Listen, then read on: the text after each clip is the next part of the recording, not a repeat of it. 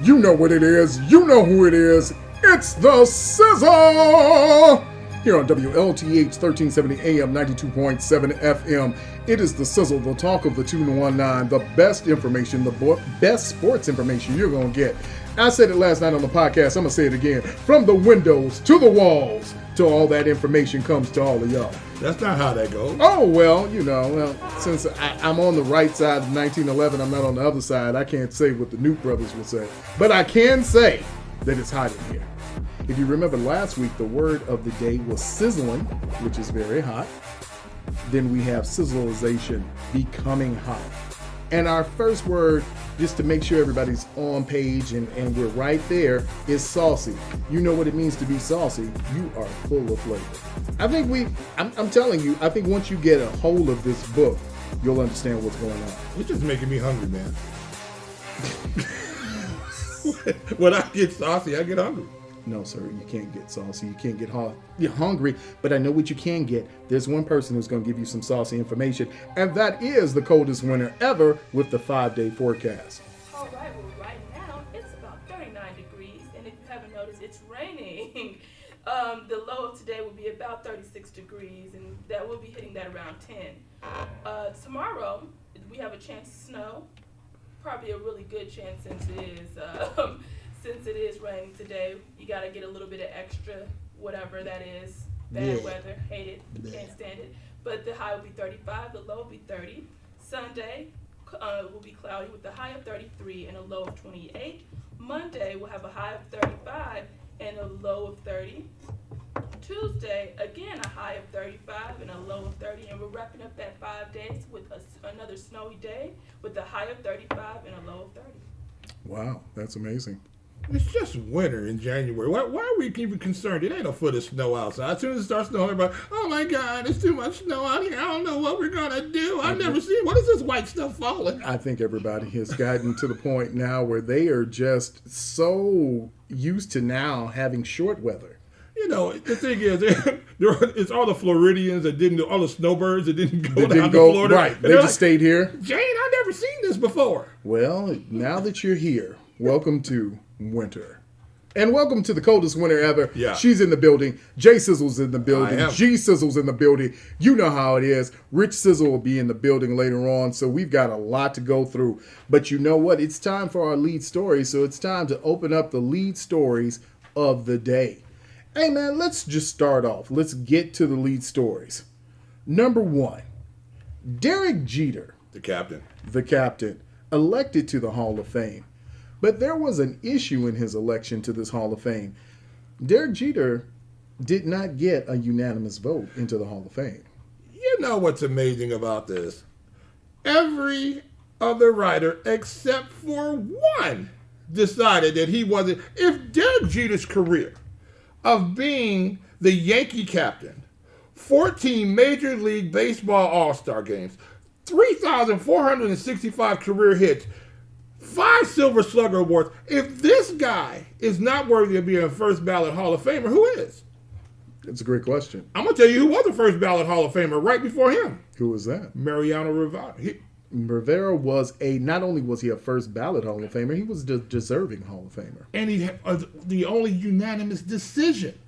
So I think right now you saw a little Yankee bias on this. They didn't want 2 Yankees back-to-back going in under unanimous decision. That's what I think this is. Because how do you keep Derek Jeter out of the Hall of Fame on the first ballot? How is that possible? How could you even vote like that?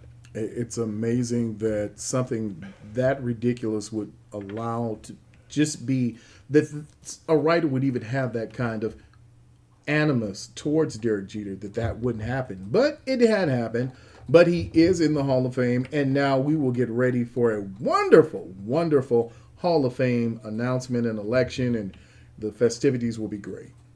Is it going to be civilization festivities? It will be all sizzle, no fizzle. We need to go down there. We should be the ones to give him his introduction speech. That would be cool. That would really be cool, because I think we would give him a really sizzle one. Oh, it would be fantastic. Oh, baby, it would be saucy. Oh, now I don't know if we would get arrested in the mix, but yeah, well, trying to get in. We'd be like Kevin Hart when he was trying to get up on the podium when the Eagles won. That'd be us. Wait a minute, we're supposed to be up. out there. Is it worth it if you don't get arrested, you know? Well, that's true. If you're going to go all the way. You're absolutely right about this. Yeah, I think you have to go all the way in. You have to be thoroughly immersed in it. Thoroughly immersed. But look, man, we've got to move to the NBA All-Star selection. The NBA All-Star selection is in. Yeah. The East is in. The West is in. What are your thoughts on the selections thus far? Fan voting thus far. Well, Giannis and LeBron are the captains. Right. Because they led the votes. The whole problem, here's the problem with it. They get to pick and choose their team in this process. But it's the All-Star game, and do we really care? Well, somebody cares. I know who does care. Who's that? Trey Young. Yeah, look, he is a stat box filler producer. He's on one of the worst teams in the NBA. I mean, they're worse than the Bulls. Mm-hmm. And this guy gets out there in the fourth quarter, and he just jacks up. This guy shoots so many shots, 30, 35 shots a game. That's how he's getting his numbers. Wow. And he's doing a lot to be in it. But the question is, and we're going to talk about it later when we open up the hardwood, there's one Bull that we need to talk about, and his proximity to the All-Star game. Is he buying a ticket to get in the game? He might have to. Because why should any member of the Bulls make the All-Star? Give me any one good reason. You're in Chicago. That's not. That's going to be That's the reason. the only reason. Zach LaVine, I think, is going to be their guy. Zach LaVine's another stat filler on the back end. He's on a really bad. He's on a bad ball club. He gets the most shots. City. No, look. Yeah. I don't want to see. I want to see people who Zach actually deserve City. to be in the All-Star. People who deserve to be in the All-Star game. Those are the people who should be in there. Not because you're in Chicago. It's just do we just give out participation medals now? We definitely do. Yes. Yes, we do. And in that vein, yeah, we're still in the NBA. Let's talk about Zion Williamson coming back to the court. He returned to the court, and this is his maiden voyage in 2020. What did you see from Zion Williams' return? Look, man, it was great to see the kid get out there. They got him on a pitch count, a strict pitch count, because they pulled him out with like 5:23 left in the game, and the game was still in the balance. The Pelicans end up losing that game. Don't get in love with Zion shooting these three balls. I know he hit 4 of them in a row. Everybody's jumping up and down. He set some type of NBA record, the youngest person to ever score that many points in that middle time before. Didn't play less than 20 minutes with 5 people watching and everybody had popcorn. Whatever it was, because they can give a stat out for everything. But here's the thing about it. He looked good. He moved around. He wasn't real fluid in his movement. I don't want them to see him try to play him too much. If he gets in 20 games this year, because I don't think they're going to do too many back-to-backs. This guy is 300 pounds right now. Now, he also has the highest vert. He also has the highest vert in the league. But 300 pounds coming down on them knees, 40 more games, he might see another injury. This is a guy I think you're going to see who's going to make a big push if they get to the playoffs where you could actually play him. But he's not a guy I think you're going to see more than 50 ball games in the course of the year. I don't think his body's going to hold up. Wow.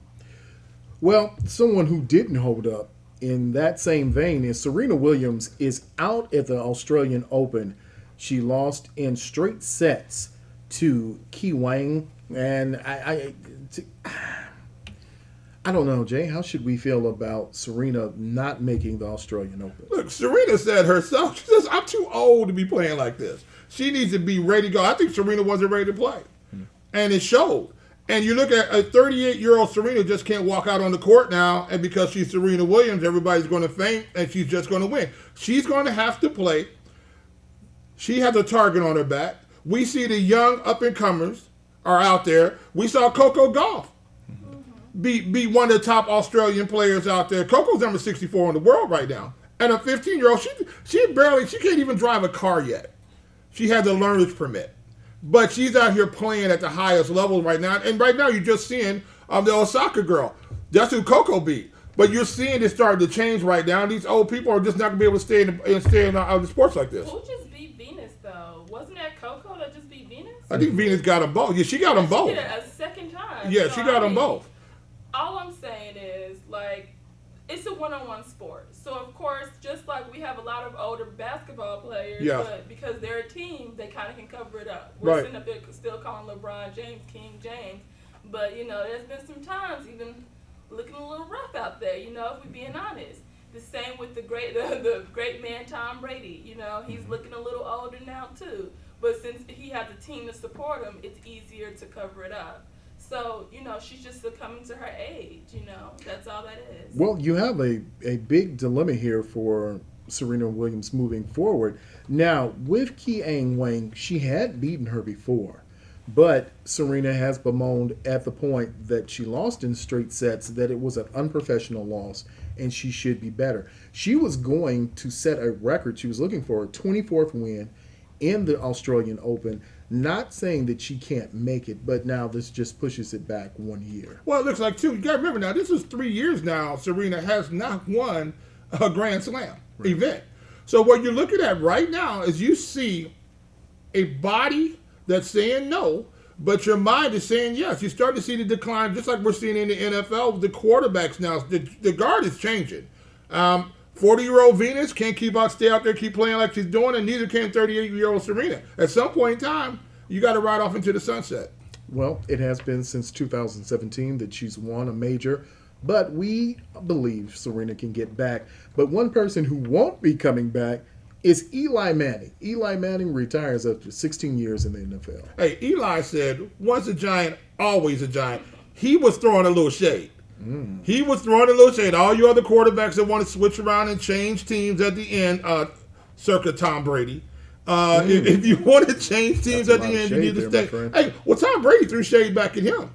He said, congratulations on your retirement, but you know the 2 Super Bowl wins that he had were over the New England Patriots. And Tom Brady hit him on Twitter and said, hey, I wish you hadn't won any Super Bowls. That meant he's still mad that they lost those games on it. So I can imagine he is still mad, and he did lose to the, can we say, great Eli Manning? Hall of Famer Eli Manning. Okay. Hall of Famer, you can call him Hall of Famer. Is he a really good Hall of Famer? He's a Hall of Famer. Come on now. Like, most of his career, we've been calling him who? He's Peyton's little brother. Peyton's little brother. But this guy has 2 Super Bowl wins, a Super Bowl MVP. You understand what I'm saying? This guy is fantastic. He was just on a Giants team. You had Saquon Barkley this year. There was a guy, the offensive line. This is what happens when you have really good teams that have good sustained success over a long period of time. What it tends to happen after a while, they can't keep it going. New England is one of the few teams that I've seen over this long period of time that they've been able to keep that success level where it's at. But right now, we're about to see them fall off too. Right. We're seeing a lot of changing of the guard, and we're seeing a lot of things moving in sports. So right now, we've got so much that we've got to get in. Listen, we're getting ready to go to break. But before we go to break, let me remind you, you're listening to WLTH 1370 AM 92.7 FM. We'll see you on the other side. Cut line. What's going on Facebook? What's up, Melvin? What's up, man? What's up, Rob? Hey, Christian.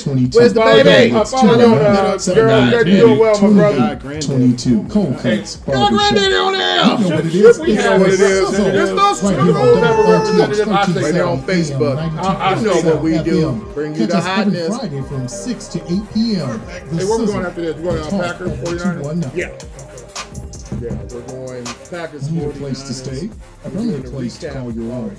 Not a lot for rent because all your money's spent. Call housing specialist Diana Thomas at 219-230